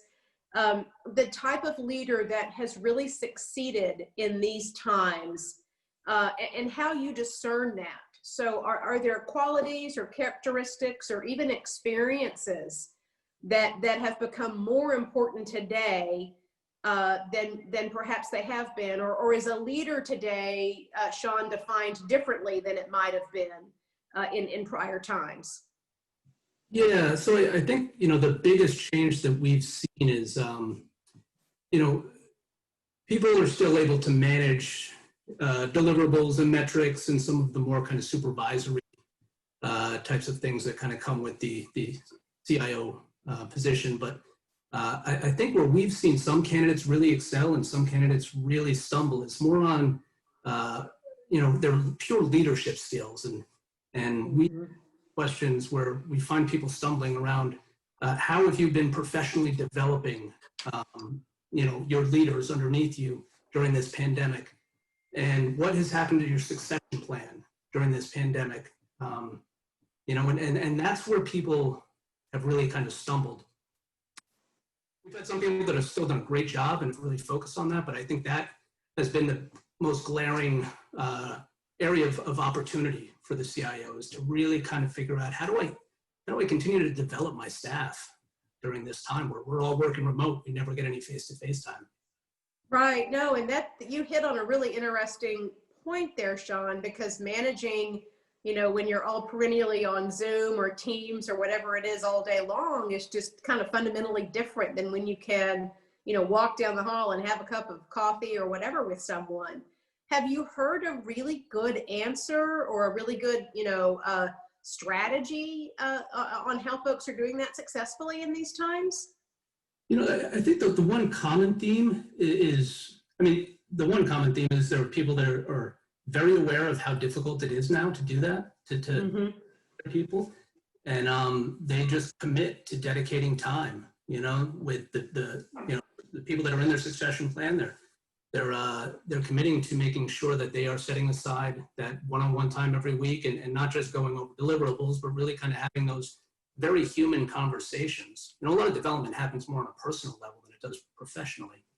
And I think the leaders that are just concentrating or committing to taking that time to personally and professionally develop their people are the ones who are still figuring out a way to do it. Although it's not an ideal way, they're still kind of, it's still working.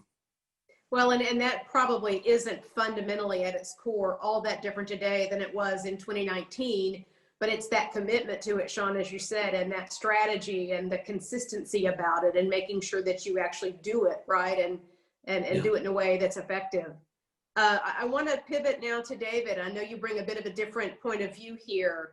And so I'm going to talk a little bit about digital strategies. We've heard through this conference from several of the speakers, you know, those companies that were able to pivot successfully and deploy their digital strategy quickly are the ones that are showing up well today and are successful. And so the CIO and the CEO relationship, David, is such an important part of that ability. I'd love to hear from your work. What approaches have you seen CIOs take to really become a trusted advisor and an enabler for the CEO, the exec team, that whole group during their digital journey? Thanks, Renee. Great to see you, Sean and Mark and everyone. Our company, Hyper Solutions, we get brought in the context of a digital transformation or a digitization project. So usually a CEO or a CIO, when there's a $25 million or larger program, they recognize that the people side is going to be the make or break, and we help make sure the team's formed, the alignments there, et cetera. So we're usually picking up right after the executive search firm has brought in a new executive. And I got to tell you, just in terms of even this week, I've been on at least 7 calls, okay, with leaders that have been in seat, between, they just came in and maybe they've been there the last 6 months, and the struggles they're having, and they're serious struggles. They're serious struggles. And, even in the case where a CIO develops a great relationship with the CEO may not have air cover from the board. Okay. Mm-hmm. So what I would sort of say is 3 themes here, and I'd love to hear your thoughts, Mark and Sean, on this too, is that if there's a large change effort and you're part of it, number one is figuring out what role you play. Okay, using the football analogy, are you the head coach? Can you call the shots? Are you more the owner? Are you an executive sponsor? Okay, or are you playing a very specific position? The business is running it and you're playing just a very specific IT role. I would figure out what role you play, make sure those other couple roles are there. That's sort of number one, is what role you play. Number 2 is, does it have true air cover from the board? Okay, you could have a great relationship with the CEO, okay, and you find out there's one board member who's really calling the shots and they're not in sync with the CEO, and you could be wasting a huge amount of your time. Huge amount of your time. One of our clients, the CEO, okay, was all behind digital. She was right behind the CIO. So the CIO and her had a great relationship. But guess what? That CEO had a political board member, okay, that had their own agenda. And the CEO decided just to resign in the middle of the whole thing. Now the CIO is screwed. Okay, so again, you got to figure out what role you play. Number 2 is you got to make sure that the relationship you have with the CEO, does that CEO have true air cover? And then the third and the final thing I will just mention is this whole dependency on outside vendors. You bring in an Accenture, a Deloitte, whatever, you got a whole nother issue here. Do they really have the right people on it? And, are they politically working behind the scenes to the board? And are they suggesting maybe you're not the right CIO? Because they want to get their own CIO in there who can then spend more money with them. So you got to know what role you have. If the CEO has air cover themselves, and anyone else out there who wants to get you. That is, yeah, and those are very insightful points, and it brings to mind that it's certainly the technology sometimes, not always, but sometimes can be the easiest part. And it's all of the backing and forthing and political posturing and alignment building and relationship building, and to Sean's earlier point, communication, that is the harder part. I want to flip back to Mark and give everybody, we have a few minutes remaining on our panel. Mark, any predictions for 2021? What do you think we'll see either in the search industry or with clients or with technology roles? How would you call it, my friend? Yeah, that's a really great question, because I think the news is all good. As most of my colleagues here, my peers would agree, March, April, May were really rough. Most of my clients were saying, look, we're not canceling searches, but right now we just don't have the bandwidth to pay attention to you, because all of our energies, 7/24, are going to survival, managing cash flow, managing assets, and making sure that our associates, wherever they are, have what they need to stay connected and have whatever they need to maintain their wellness. And then a beautiful thing happened. A lot of that stuff came back in June and July. And then we fell off the cliff again in August because there was all this pent up PTO time, and a lot of people took off August. So we're hopeful that the fall will be business kind of as usual. The need to digitize, to transform, to modernize hasn't gone away. It's gotten that much more critical, especially as the world, to everyone else's point, realizes how critical technology was to surviving the pandemic from a business point of view. And so we're optimistic that this will continue. And where will it continue? It will continue, of course, in digital transformation, cloud, and especially in analytics. The idea that you can manage better with metrics and numbers and business intelligence is beginning to really saturate the C-suite, much less the board. So that's our prediction. I love that, Mark, and thank you for that. Let's hope that all comes true. Fingers crossed. Sean, for you, last question. 2021, man, how would you call it? What do you see? I think I'm a very, very optimistic person. It's how I'm wired. So I want to say that I think it's going to be great. But the realist in me, you know, I think it's very up in the air. I don't think it's going to be terrible. You know, our business is still doing really well right now. But, you know, I've seen some searches slowing down. You know, I do think, thank God we're all in the technology space. It's a space to be in right now. You know, and a lot of CEOs and boards that are looking at their technology leaders and wondering, we're going to rely on you more now than ever. So do I have the right person in place? So there's a huge opportunity, you know, for everybody to kind of step up or you know, open up their eyes, you know, for new opportunities. But I think it's a bit of an unpredictable world and market that we're living in. I know. I'm reminded of that 8-ball. You used to have that toy that you could just turn it and ask a question and the thing would magically appear. David, a few seconds remaining. Hunter, before you jump in, I'd love to get David's predictions. Anything 2021, what would you say? Well, certainly technology is the place to be. And, you know, the best teams will win. I mean, you look at a company like Zoom, you look at Zoom, and we got to know Eric pretty well before all of this. I mean, you know, the story is Eric and a few people he had around him. I mean, that's the bottom line here. A lot of other people were doing the same thing. But Eric knows what he's doing. He's a hyper leader. So just make sure that you are being very intentional on the leader that you are connecting yourself with. And right now, just take a step back and think about it. Your CEO, your CEO's air cover, give it a rating. And if it's B or below, get out of there. Get out of there. Figure out the right place. It's all about being around A talent right now. They're going to do well, and those stock prices will continue to skyrocket. The rest is going to get washed out. Be very careful who you affiliate with.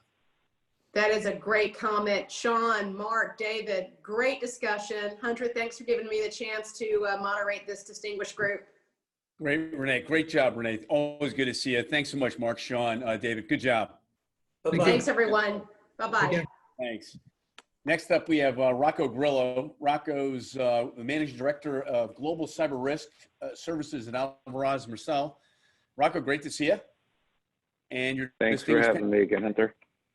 Take it away. All right. I've got some familiar friends and faces here. Mike Towers joining us.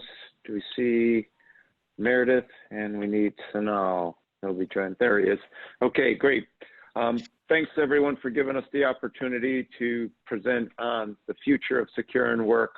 As Hunter mentioned, my name is Rocco Grillo. I'm the Managing Director, Alvarez Marsal, and oversee our cyber risk and incident response investigations.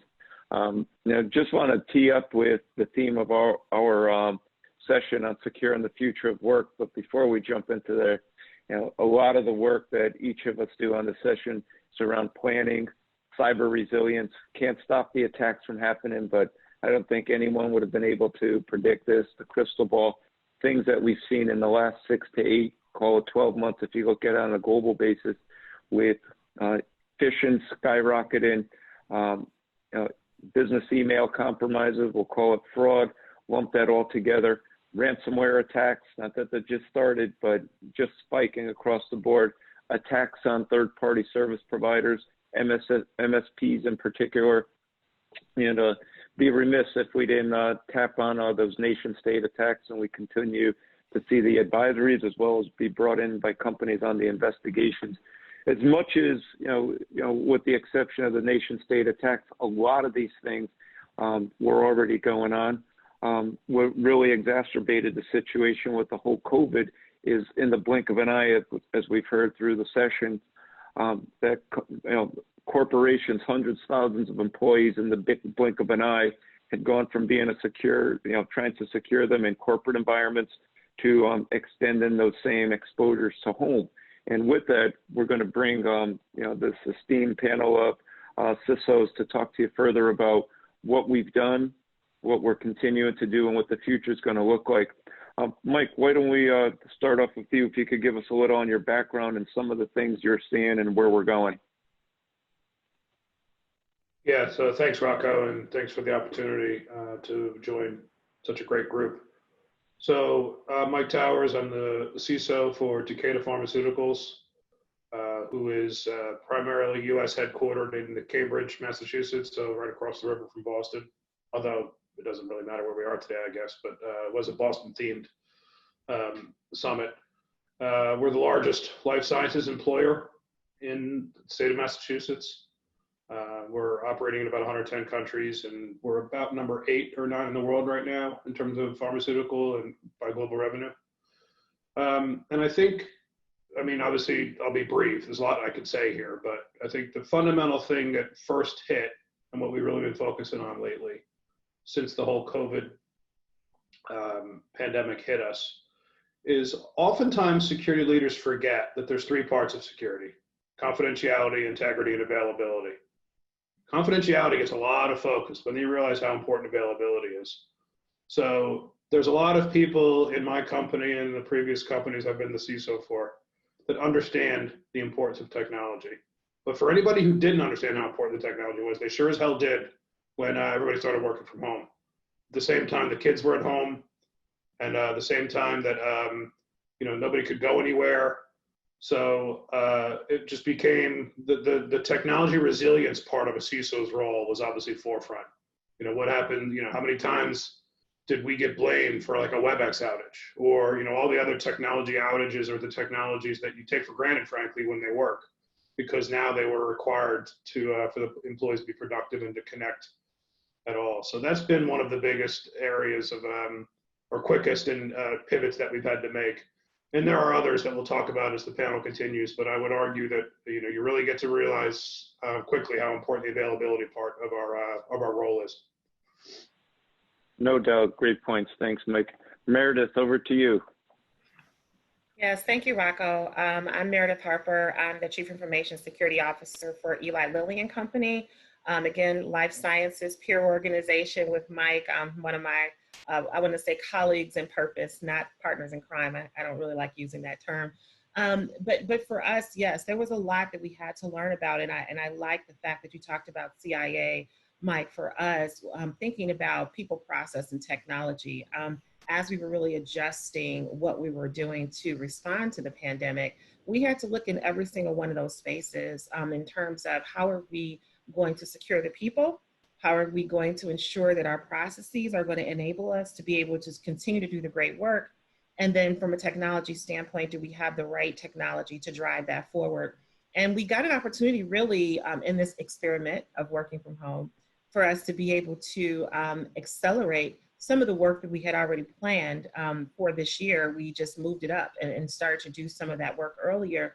So we gave ourselves the flexibility to be able to do that. But the largest piece of this for us was really around the people component. We can always talk about controls that we're going to put in place or increase over a period of time. But when you get in a situation like this, where you're moving 30,000 people home to their home environments to work, along with your business partners and your strategic partners and their team members, you have to really think about that people component. And really, yes, we want to keep them safe, but how are we still continuing to give them access to the most appropriate things? How are we making sure that from a training and awareness perspective, we're touching on now this increased risk that we see working in these home environments? So training and awareness was huge for us at the beginning of this, to really talk through what this new normal was going to be like for us. And we were able to leverage some even targeted education for those team members, especially for those of us who are working in this COVID response category. We wanted to make sure that those targeted team members would be also educated in a way that they can keep their eyes open if they are targeted. So education was huge for us as a part of this response. Great points. Thanks, Meredith. Snehal, over to you. Thanks, Rocco, and HMG and the team. So my name is Snehal Antani. I co-founded and am the CEO of a company called Horizon 3. My background, so I was a CIO at GE Capital. I grew up in Nashua, so I spent a lot of time down in Boston, doing both legal and not so legal high school charades, which is always great. But CIO at GE Capital, I then became the CTO at Splunk. Spent some good time there. I then took a break from industry and joined the special operations community within the Department of Defense. Learned a lot and probably did some of the hardest, most meaningful work of my career in support of national security, which for today is even more important. And from there, decided to co-found and start a cybersecurity company focused on using the tactics of offensive cyber to help companies turn the map around and look at their enterprise through the eyes of the attacker. And it's been a really interesting experience to realize that we, as a CIO, I felt tools rich, but capabilities poor. So we had every tool from every vendor, but I had no idea what my posture actually looked like. And what I found during my experience on the military side was the importance of looking at your enterprise through not only the defensive lens, but through that offensive lens to help you find your blind spots and exercise your controls. I think with the sudden dramatic shift to work from home, we're starting to see this becoming even more important. The VPN is becoming the most aggressive component to attack. Your cyber hygiene at home is now equal to your cyber hygiene at work. And so the way you manage passwords and logins and patching on your home devices leads to threats to your work environment. And that's because in the movies, you think hackers are using all these 0 days to get into your environment. Attackers don't hack in, they log in. And so your cyber hygiene at home and your cyber hygiene at work become even more important, which is very difficult for us to execute against at the moment, given the sudden change in organizational posture and capabilities. Great, thank you, Snehal. A lot of great points from our panelists, and I'm going to come back to you, Mike, and especially how you were speaking about the different things, security, and looking at people pointing at us when a web conference or video conference is not working or something along those lines. And been fortunate to do a handful of these HMG summits, and I walk the fine line with the CIOs because it feels like the CIOs received all the accolades and the pats on the back for letting us go to work from home or remote in the blink of an eye, and over to the CISOs, front and center if there's an issue or a potential attack. Mike, how has the CISO role not so much evolved, but what are the different things you've taken on as well as with your peers? Yeah, it's a great question. I mean, there's a lot that could be said for this, but I think the one that comes top of mind, first reaction has been, and Meredith touched on this a little bit, but a lot of this, at least in the life sciences pharmaceutical industries, I think COVID has driven, frankly, quite an inefficient business model that we have in pharma to accelerate more quickly. It's something that we've all had in the cards, but the needle wasn't moving quickly enough. If you think about the pharmaceutical business model, it's basically the same business model that it's been for about 80 years. We sell pharmaceutical products to doctors the same way my grandmother bought vacuum cleaners in Brooklyn back in the 50s. It's a field sales driven, people heavy process. A lot of physical in-person requirements. Clinical trials are generally speaking all in person. So there's been all sorts of talk around transitioning that business model to be more digital. Well, guess what? With COVID, we've had to do that. So it's forced a lot of innovation to happen quickly. So how my role has changed is, it was something that was always a bit in the cards, frankly, but it's happened a lot quickly, is that I'm embedding people into the development and DevSecOps groups that are building, these digital telehealth-based ways to reach our patients, ways to reach the physicians, ways to virtualize the clinical trials process. We're deeply embedded in that process now, and have been deeply embedded in that process. And rather than, for example, thinking in terms of 70,000 workers for identity management, my team's thinking about 20 million patients. So because they're getting onto these digital platforms that we've been rolling out more quickly, so that we can maintain some level of focus on managing health in the new digital ecosystem. Great, thanks, and excellent points, Mike. And even on the topic of people, Meredith, coming back to you, you spoke about people previously, and going from corporate environment to remote in the blink of an eye. And as much as a lot of times most companies, including ours as a consultancy, that's the number one thing. We heard one of our previous panelists talk about, taking care of your people first. Without your employees, you can't run the business. At the same time, maintaining your infrastructure. But on that theme of people, one of the things I know we had spoken about previously is your people, your employees extend to some of your business partners and people. Expand a little bit on that, especially being based in Indianapolis, and all of a sudden people are going to be relocated to different, to their homes for that matter, in different parts of the country, if not the world. Sure. The people component for Lilly is tremendous. I mean, it's really what we want to make sure that we're doing, is not only taking care of our team members and protecting their health and safety, but also our patients that are being impacted. And we want to make sure that they're safe, or the drugs that we're delivering to them are safe.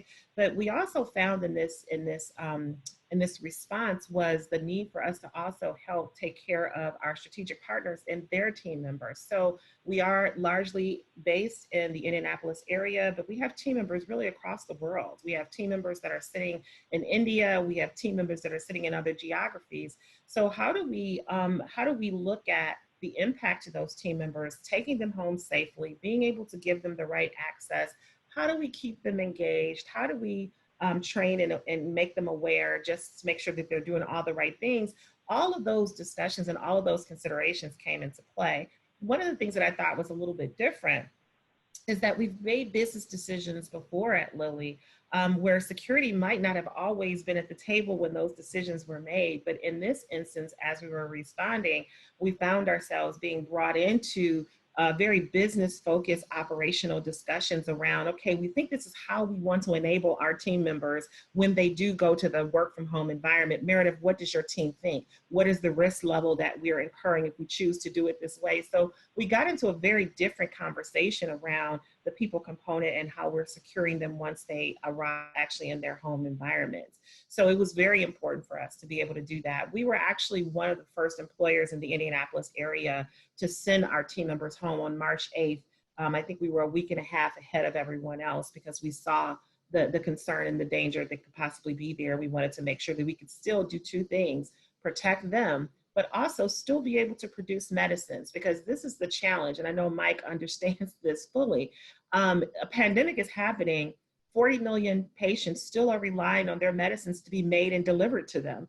The pandemic doesn't stop the need for my diabetes medicine. It doesn't stop the need for my oncology drugs. You still have to be able to service that population. So we wanted to make sure that we were doing things that gave us the ability to still be able to deliver those life-saving medicines to our patients, but then also at the same time protect our team members, at the same time assist our third parties and our strategic partners in their protection of very critical resources that we rely on to be able to do the work at Lilly. We do this as a group, so we needed to think about all three of those areas. Great, thanks for that, Meredith. And a lot to be said, because a lot of times people think about the operations and their business just functioning. If you look at what your company and Mike's company do and those medications and so forth, the pandemic's not going to wait and say, time out, somebody's very ill. We still need to keep going there. and a lot of different technologies that people are leveraging. It's as much as a lot of the things we spoke about at the beginning of this session, where basic cyber hygiene or different exploits spiking through the roof, including ransomware attacks. A lot of times we're looking at this. It's helping companies to accelerate their digital transformation, and if you don't, you're going to be left behind. In the last session, Mark Polanski talked about the futures, whether it's the cloud, digitalization, automation, leveraging new technologies. And Snehal, some of the points he talked about earlier, one that, has to be right there is artificial intelligence. And as much as companies were embracing or embarking on their artificial intelligence, adoption, transformation, and we even use it in our incident response investigations. Guess who else does? The cyber attackers. So, with your background and so forth, and especially working in artificial intelligence, tell us some of the things you're seeing, and more importantly, what are some of the blind spots companies should be aware of as they jump into artificial intelligence? Yeah, that's Rocco, it's a really good question. So first and foremost, if you zoom into AI and machine learning in the context of cybersecurity products, I mean, during my time at Splunk, we had user behavior analytics products, for instance, that were designed to understand if two machines started speaking to one another and they never had spoken to each other before, that's probably a lateral movement or insider threat type behavior. And there's a whole bunch of products that apply AI interactions. And that's great until everyone suddenly changes their behavior and starts to work from home, like in the pandemic. So suddenly all of these artificial intelligence algorithms, to sift through the defensive noise to find the signals that matter, the algorithms are broken. They don't work anymore. They've got to relearn, retrain, and retune towards a completely new profile of machine behavior and human behavior. That creates new threats and new opportunities for attackers to take advantage of. So I think what we've learned very quickly is that there's no easy button of putting some AI against your environment and suddenly all your threats are going to be captured, especially when you think about these sudden shifts in work from home, coming to the office, and everything in between that we've had to go through. So I think attackers are absolutely taking advantage of the seams that exist between our tools and the fact that our tools were not trained or optimized for these sudden work from home behavior. And that partially explains the significant uptick in attacks that we're seeing. Fantastic. Thanks for that. And even on that theme, as we continue to talk about these evolving technologies and strategies for our companies and corporations, looking at the interaction with the C-level executives and even the board, many mature organizations have had that alignment at the CISO level, where you're speaking to your C-level executives and peers, regularly addressing the board. Mike, going to come to you on this one. Has the pandemic, or even the work from home or remote and leveraging all these technologies, giving you more visibility to the board? And I would think, and again, I'm not going to answer for you, probably have the executives coming to you now more than ever. Can you let us know some of the things you're seeing or doing? Well, from an executive, I would say alignment and engagement perspective, both management and the board. First and foremost, these are two groups that tended to meet mostly in person, and now going virtual. First thing that changed is they're actually meeting more frequently, so don't have to worry about travel.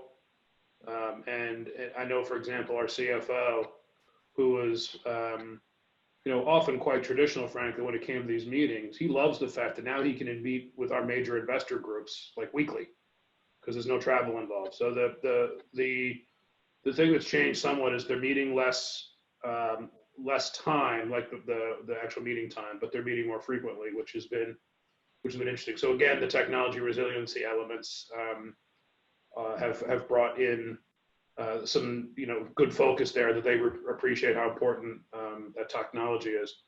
I think the main thing that and somewhat unique with our industry, and I know Meredith has seen this as well, is anybody who's seen the press or seen some of the news reports knows that, for whatever reason, nationalism or other motivations is a separate discussion.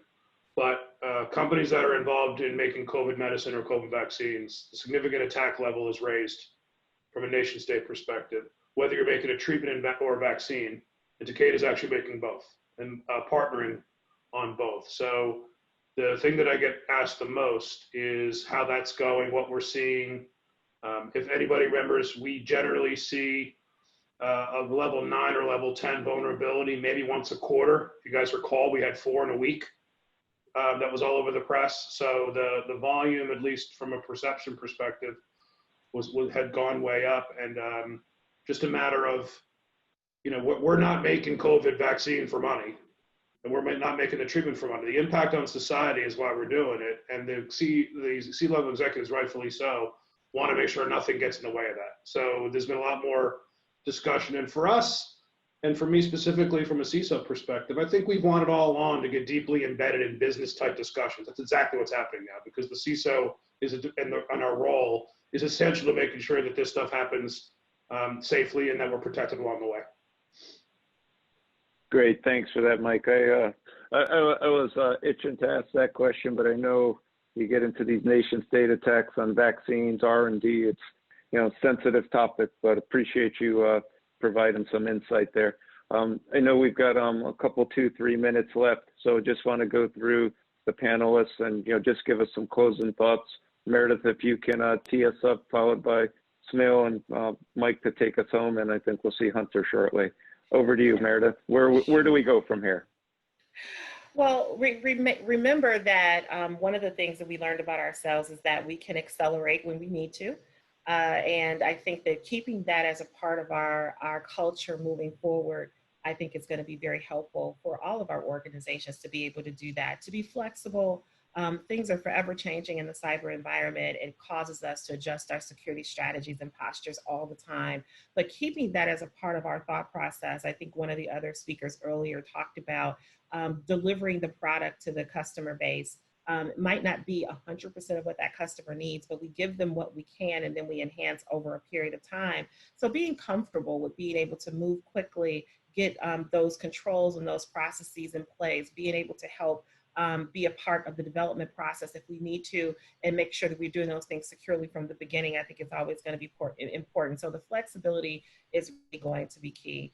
And Mike, I agree with you in terms of the engagement with the board, if I can just touch on that point.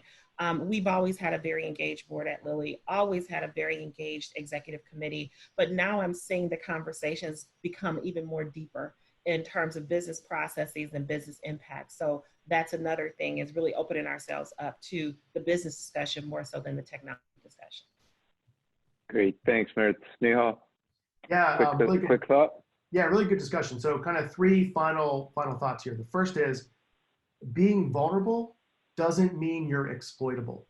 And to the point brought up earlier, we tend to focus on the CVSS score 9s and 10s to go fix, but that's not what the attackers use to get in. They chain together the 3s and the 4s. And in aggregate, they're able to gain code execution and other things. And so security as a compliance checkbox focuses on the CVSS score. Managing your attack vectors becomes more important to understand what's actually exploitable and what isn't. The second point I'll make is, most boards lack the cybersecurity knowledge to effectively manage risk for their shareholders. And that is going to continue to be a problem. And that shifts the burden to the security leadership to make sure we articulate cyber risk in the context of business impact. So what effect does this have on business operations? How do you disrupt, destroy, deny the business operations of the company? How are we going to violate compliance in the context of sensitive data exposure? And we've got to recognize that the boards generally are way ahead of their skis in these topics. And we've got to effectively articulate risk in a language that they understand. Fantastic. Mike, final thought. Sorry, Hunter, I'll steal a minute out of you. Go ahead, Mike. Well, I'll be very quick. The only thing I'll say in closing is, with all the social unrest and all the unfortunate things that triggered it, you realize how important security is. With a health emergency, you realize how important healthcare is. And from everybody being remote, you realize how important technology is. It's pretty darn impactful, and you have a pretty tremendous responsibility when your role is in the intersection of all three of those things. You know, the one part of those is specific to Meredith in my industry, but the fact is that the CISO is the intersection of those three areas, and they're all three really, really big issues right now. And it's a daunting, but it's from a moral compass perspective, it's a really important and impactful opportunity. Fantastic. Thanks, Mike, Meredith, and Snehal for joining us today. Hunter, over to you. Rocco, great job. Meredith, great to see you. Mike, excellent. Snehal, always good to be with you, my friend. Great job. Great summit. Wow, what a 2 hours of just great thought leadership. And really, we nailed it, folks. Really proud of the way it all came off. Search panel, all the top speakers, our partners. You know, just a shout out, one more shout out to Better Cloud, Okta, Sonatype, Rimini Street. If they reach out to you, please take a meeting with them. They'll be supporting the HMG network, and you might learn or find out something very interesting and new. Our last piece here is the HMG Top Technology Executives That Matter recognition program. It's a program we started over 12 years ago, recognizing over 200 tech leaders around driving courageous leadership, innovation, transformation, disruption, reimagining, reinventing that customer journey, as well as securing the enterprise in this new threat landscape, which is obviously so critical. That piece, or getting back to the HMG platform, we're doing some amazing work in the industry or at their companies. I want to invite on to the program August Palicchio. August is really the director of the program here at HMG Strategy. He's done a great job in pulling together today's nominees that we're recognizing and award winners. August, do you want to come on the program? Great to see you. Thanks, Hunter. Good to see you too, Hunter. Thanks everybody for sticking with us to the end of the program here. I'd like to jump right in and recognize today. First, we'd like to welcome Patrick Thompson back onto the screen. Patrick, if you're still here. Hey, Patrick. Patrick is the CIO of Albermarle Corporation. Patrick, I got to tell you, what an inspiring soundbite earlier. Leaders measure their success by counting the leaders they develop. That one's going to stick with me. So everybody, Patrick has a really diverse history of IT development, from the director level all the way to the C-suite. Notably, he was the EVP and CIO at the Shaw Group, overseeing IT as they became a Fortune 500 company, growing from 1 billion to over 7 billion when he was on board. Now he's exhibiting excellence at Albermarle, developing and executing global information technology and digital business transformation strategy. He also proudly serves as the co-chairman of the SAP Chemical Executive Advisory Committee. Patrick, thank you for everything you do. We're really proud to have you on the program today. Great job and congratulations. Yeah, thanks, August. Humbled and honored to be mentioned with such great CIOs that HMG has, one of the greatest national programs we have. So really appreciate it, Hunter and August and all the other CIOs. Patrick, you really blow me away in terms of your executive presence and your whole background. So this was a pretty easy one, and really appreciate your active engagement. Looking forward to many more. So moving on, we'd like to welcome Brian Shield back onto the program now. Brian, great job today. Oh, thank you. Brian is the VP IT for the Boston Red Sox. Brian is a multiple-time HMG award winner. This year for the 2020 program, he's in the Elite Alumni Recipient category. Brian's responsible for the strategic direction of technology and day-to-day IT operations in support of the Red Sox and their fans and the Fenway Sports Management. Brian has showed excellence throughout his career with the Red Sox and the Weather Channel and other organizations, but particularly he's distinguished for his work to strengthen the customer experience, drive revenue, and reduce friction at all levels through the really courageous journey of leading the Boston Red Sox into the digital future. Brian, really proud work over the last 6 months and your entire career. You inspire me. Congratulations. Well, thank you. That's very thoughtful recognition. So on behalf of my team, I thank you. You know, as I mentioned earlier, I think we've got the best team in professional sports, and it makes it all of our jobs a lot easier, and to make a big difference for our fans. Brian, you've been a great supporter and friend for over 12 years. I think we first met down in Atlanta And it really is a testament to your outreach in the industry, in viewpoint as a thought leader, an industry leader, and your ability to build and communicate and really create networks of great leaders wherever you go. Thanks, Hunter. And it's been a pleasure not only to work with you, collaborate with you, but to have you in other markets as well. So good to see you, Brian. Congratulations. Thanks. Always fun to be here. Next up, we'd like to recognize Mike Towers. Mike, if you could join us again on the main stage here. Hey, Mike, really great work today with the security panel. I took down a lot of great notes. Mike is the CISO for Takeda Pharmaceuticals International. So a little bit of background. Mike works directly with the CEO, building security into emerging markets, growth strategies and tactics. He's once quoted as saying, "We're not waiting for the strategy and then securing it. We're partnering together to build security into the business growth strategies specific to emerging markets." Mike's team recently built and launched a series of API-centric, microservices-based set of capabilities to build, identify, and access control into new digital technologies. That was earlier this year. He's shifted the traditional focus on workforce to what they call external ecosystem, including their physicians, healthcare providers, caregivers, and patients. Mike has really been a courageous leader and a rock star in the IT and healthcare industries. So thank you for all that you do, Mike. Congratulations.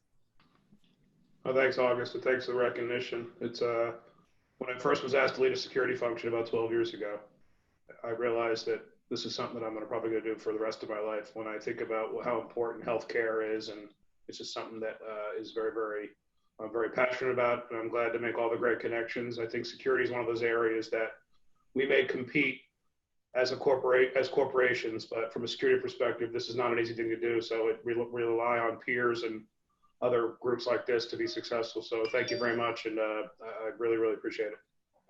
Yeah, Mike, again, great to see you today in today's program. Really appreciate your support of the HMG Thought Leadership Research Agenda and the platform and the summits, and looking forward to the next time we're together. Thanks, Hunter. Thank you very much. Take care. Finally, we'd like to recognize Anjana Harvey. Anjana is the SVP and CIO of Fresenius Medical Care for North America. She strongly believes that information is a strategic asset that should be leveraged as a competitive differentiator. We really commend you for publishing your experiences as a female executive about your passion for team building and technology growth and adaptation in the corporate business environment. Particularly interesting, we commend you for believing in the change catalyst. It's a philosophy that's directly tied to charting strategic direction, influencing business partners, and driving transformation through the organization. Anjana, thanks so much for joining us today, and congratulations on this Global Technology Executives Who Matter Award. Thank you. I really appreciate both of you and this honor. It's definitely, I'm grateful and humbled by this, and it's exciting times with technology and what it can do to drive transformation and improve the quality of care. So grateful to this award, but also to all the teams that I work with that help us drive this transformation. Thank you. I really appreciate both of you and this honor. It's definitely, I'm grateful and humbled by this, and it's exciting times with technology and what it can do to drive transformation and improve the quality of care. So grateful to this award, but also to all the teams that I work with that help us drive this transformation. Thanks, Anjana. Congratulations, and we look forward to seeing you again soon. Great job, August. Hey, another great summit. Dial in. We have a CISO summit this week on the 15th in DC. Love to have you there as well, and pass the word. We'll start planning for next year's summit, Boston Summit, probably within 30 days. And if you're interested in reaching out, getting connected, and being part of the Boston Advisory Board, the Boston Agenda creation, please do. Everyone, take care. Have a great weekend and be safe.